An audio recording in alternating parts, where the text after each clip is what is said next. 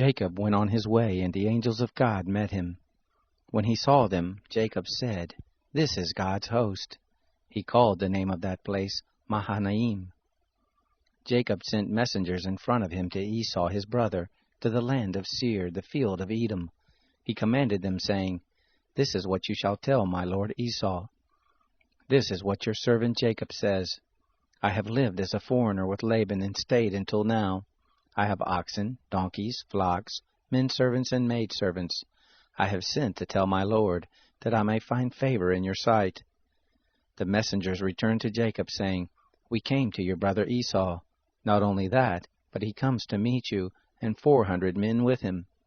Then Jacob was greatly afraid and was distressed, and he divided the people who were with him, and the flocks, and the herds, and the camels into 2 companies, and he said, "If Esau comes to the one company and strikes it, then the company which is left will escape."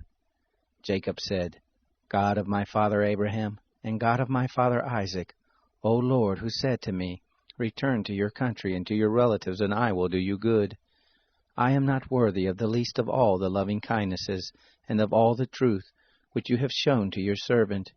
For with just my staff I passed over this Jordan, and now have become 2 companies. Please deliver me from the hand of my brother, from the hand of Esau, for I fear him, lest he come and strike me, and the mothers with the children. You said, 'I will surely do you good, and make your seed as the sand of the sea, which can't be numbered because there are so many.'" He lodged there that night, and took from that which he had with him a present for Esau his brother, 200 female goats and 20 male goats, 200 ewes and 20 rams, 30 milk camels and their colts, 40 cows, 10 bulls, 20 she-donkeys, and 10 foals. He delivered them into the hands of his servants, every herd by itself, and said to his servants, "Pass over before me and put a space between herd and herd." He commanded the foremost, saying, "When Esau my brother meets you and asks you, saying, 'Whose are you? Where are you going? Whose are these before you?' then you shall say, 'They are your servant Jacob's. It is a present sent to my lord Esau. Behold, he also is behind us.'" He commanded also the second and the third, and all that followed the herd, saying, "This is how you shall speak to Esau when you find him. You shall say, 'Not only that, but behold, your servant Jacob is behind us.' For he said, 'I will appease him with the present that goes before me, and afterward I will see his face. Perhaps he will accept me.'" So the present passed over before him, and he lodged himself that night in the camp. He rose up that night and took his 2 wives, and his 2 handmaids, and his 11 sons, and passed over the ford of the Jabbok. He took them and sent them over the stream, and sent over that which he had. Jacob was left alone, and wrestled with a man there until the breaking of the day.